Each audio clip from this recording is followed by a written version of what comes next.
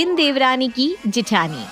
सुरभि को शुरू से ही एक ऐसा ससुराल चाहिए था जिसमें उसकी कोई देवरानी ना हो और साथ ही उसका परिवार छोटा हो। ऐसे ही एक दिन सुरभि के लिए एक रिश्ता आता है और सुरभि की माँ राधा उसके लिए फोटो लेकर आती है। सुरभि, तेरे लिए एक लड़के का रिश्ता आया है, बहुत बढ़िया है, अच्छा कमाता है और तुझे पता है सबसे छोटा और सबका लाडला भी है ये। क्या?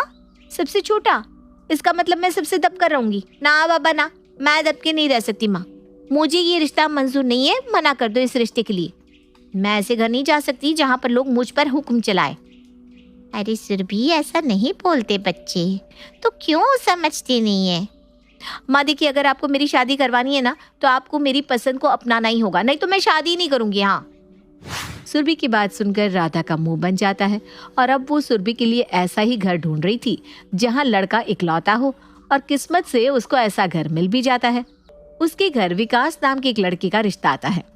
विकास अमीर के साथ इकलौता भी था। ये सुनते ही सुरभि हाँ बोल देती है और बहुत जल्द उसकी शादी विकास से हो जाती है।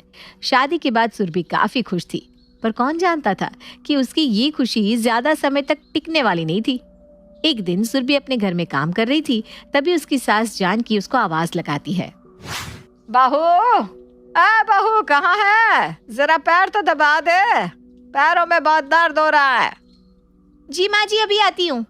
अपनी सास की आवाज सुनकर सुरभि तुरंत अपनी सास के पास जाती है और पैर दबाने लगती है, पर तभी उसकी सास कहती है, अरे बहू, सर में भी काफी दर्द हो रहा है, अगर तू एक कप चाय बनाकर ले आएगी तो थोड़ा आराम मिल जाएगा। हाँ हाँ माँ जी, मैं अभी आपके लिए चाय बना कर लाती हूँ। वैसे भी मैं तो बनी गई हूँ इस घर की नौकरानी, पता नहीं लोग शादी ही क्यों करते हैं। बहू, अब खड़ी खड़ी क्या सोचने लगी? जा, नहीं तो तेरी इकलौती सास का सर फट जाएगा। जी जी माँ जी, जा रही हूँ।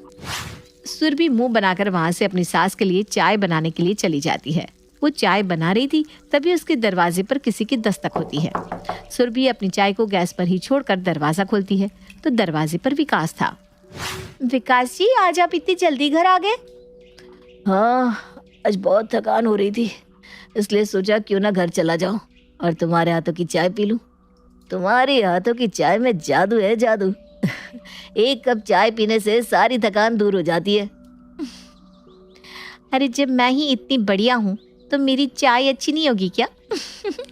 चलो आप फ्रेश हो जाओ, मैं माँ जी के लिए चाय बना रही थी, साथ में अब मैं आपके लिए भी चाय बना दूंगी। सुरभि अब एक बार फिर किचन में जाती है और वो 3 कप चाय बनाने लगती है। बाद में वो अपनी सास और पति के साथ बैठकर चाय पी रही थी। आज कितना अच्छा लग रहा है ना, मतलब हम सब साथ में हैं और इस तरह चाय पी रहे हैं। पर तुम्हें नहीं लगता कि खाली चाय हमें नुकसान पहुंचा सकती है? मतलब आपको चाय के साथ कुछ खाना है? आप यही रुकिए, मैं अभी लेकर आती हूँ। सुरभि अब अच्छे से समझ गई थी कि उसके घर वालों को चाय के साथ कुछ चाहिए था, इसीलिए वो उनके बोलने से पहले ही वहां से चली जाती है। क्या सोचा था? क्या हो गया? सोचा था अकेली घर में रहूंगी, सबकी लाडली होंगी, यहाँ की मालकिन बनकर रहूंगी, लेकिन मालकिन तो दूर, इस घर में तो मैं बस एक नौकरानी बनकर रह गई हूँ। गुस्सा आ रहा है, क्यों मैंने शादी कर ली? इतना काम तो मैंने कभी भी अपने मायके में भी नहीं किया। बेचारी सुरभि मालकिन बनना चाहती थी, घर की इकलौती बहू बनना चाहती थी। वो इकलौती बहू तो बन जाती है, पर उसको अपने घर में जरा भी आराम नहीं मिलता। ऐसे ही अब समय गुजरता है और गुजरते समय के साथ सुरभि घर के काम करते करते इरिटेट हो जाती है। एक दिन सुरभि मार्केट जाती है, जहाँ उसको उसकी सहेली नैना दिख जाती है। अरे नैना, तू यहाँ? हाँ यार, मैं अभी अभी यहीं शिफ्ट हुई हूँ अपने फैमिली के साथ। तू तो शादी करके हमें भूल ही गई, न जाने कहाँ गायब हो गई। अरे मैं कहीं भी गायब नहीं हुई हूँ, बल्कि मैं यहीं बगल वाली सोसाइटी में ही रहती हूँ। तुझे पता है नेहा भी यहीं आसपास रहती है? अच्छा, ये तो बहुत अच्छी बात है। मतलब देखना, हम तीनों यहीं आसपास में रह रहे थे और हमें ही नहीं पता था। यार नेहा का मुझे तो पता था, तेरा नहीं पता था। तुझे पता है शादी के बाद भी मैं और नेहा आपस में मिलते रहते हैं। है? ये तो बहुत अच्छी बात है। अच्छा एक काम करते हैं, तुम दोनों आओ कभी मेरे घर, मिलकर मस्ती करेंगे। वैसे भी मेरे घर में मेरी सास के अलावा कोई नहीं रहता। भाई मैं तो आ जाऊंगी, पर तू एक बार नेहा को बोल देना। तू जानती है ना नेहा बचपन से कैसी है, वो मेरे बोलने पर तेरे घर नहीं आएगी। ऊपर से और लेक्चर, जिसका घर है उसने बुलाया नहीं, मैं क्यों जाऊं, वगैरह वगैरह। तो चिंता मत कर, मैं घर जाकर अभी उसको मैसेज कर दूंगी। सुरभि आज बहुत दिन बाद अपनी दोस्त से मिली थी, इसलिए वो काफी खुश थी। सुरभि अब रात को ये खुशी अपने पति से भी बांटती है। अरे वाह, ये तो बहुत अच्छी बात है। इतने दिन बाद ही सही, आखिरकार तुम भी अपनी सहेलियों से मिल लोगी। हाँ विकास, मैं सच में बहुत खुश हूँ। मैंने उन्हें अपने घर भी बुला लिया है, वो आएंगी तो मेरा मन भी लगा रहेगा। अरे ये तो और अच्छी बात है।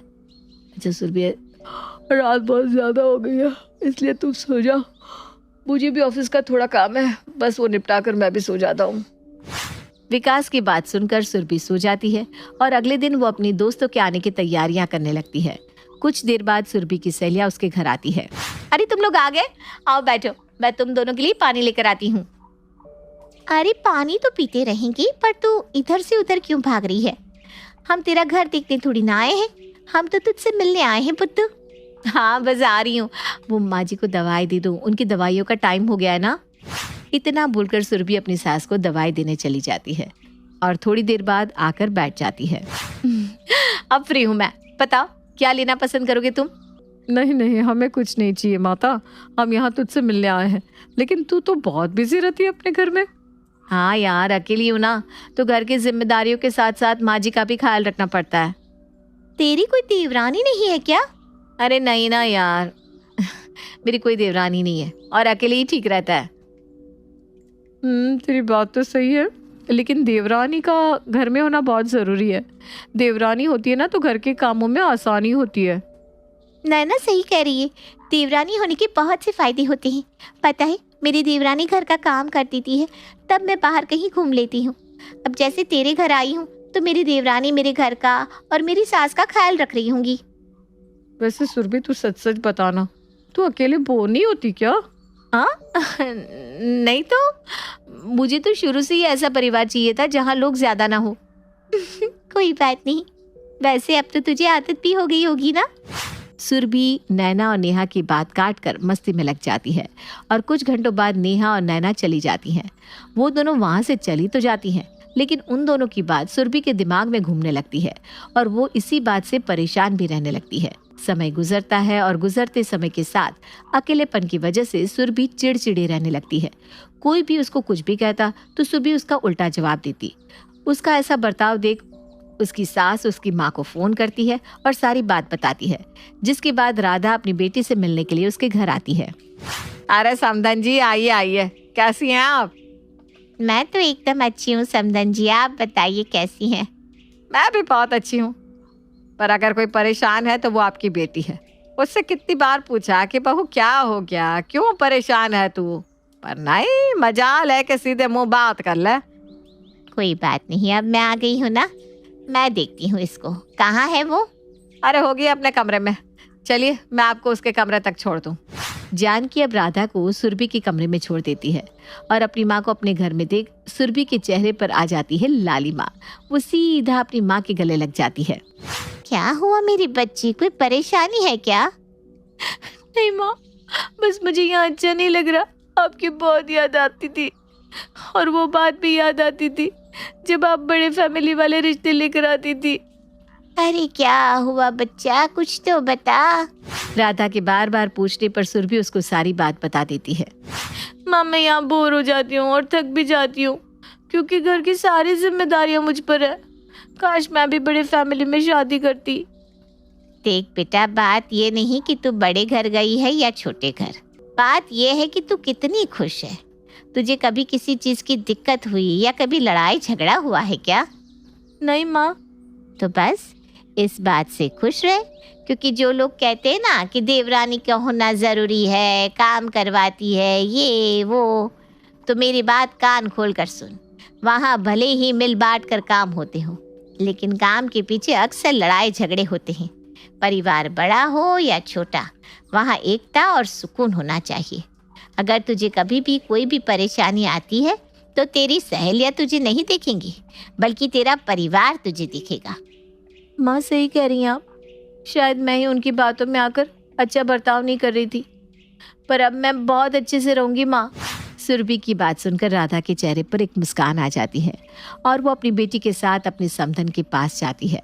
देर से ही सही, पर सुरभि को अब समझ में आ जाता है कि हमें अपने परिवार को दूसरों के परिवार से न तो कंपेयर करना चाहिए और न किसी की बात में आकर अपने परिवार के साथ बदसलूकी करनी चाहिए। राधा के समझाने के बाद अब सुरभि एक अच्छी बहू और एक जिम्मेदार पत्नी का फर्ज निभाने लगती है।